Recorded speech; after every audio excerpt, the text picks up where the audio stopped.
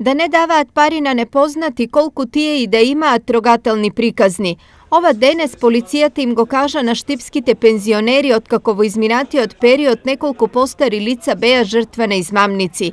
Шемата на измами е идентична и досега неколку пати спроведена во пракса. Дека некој има сторено сообраќајна незгода, па или не ги познаваат банкнотите, обично евра им бараат да им донесат. Во изминатиот период сме имали измами околу купопродажбата на дрвата, значи ги доведуваат во заблуда за пензионерите дека за ефтина сума ќе им дадат дрва. Исто така во изминатиот период имавме појава и на така наречени бајачки. Годините и емпатијата луѓето во трета доба ги прават особено лесни жртви на измамниците. Наседнуваме на такви работи.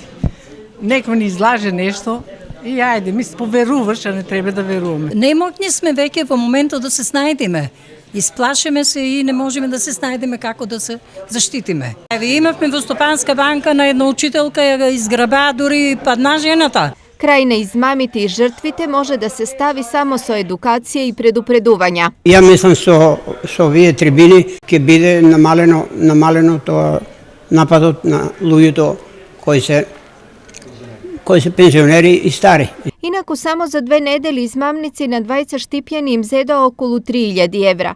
Во двата случаја им сервираа приказна за итна потреба од пари за операција на близок, а како гаранција дека парите ќе ги вратат бргу, понудиле златни часовници.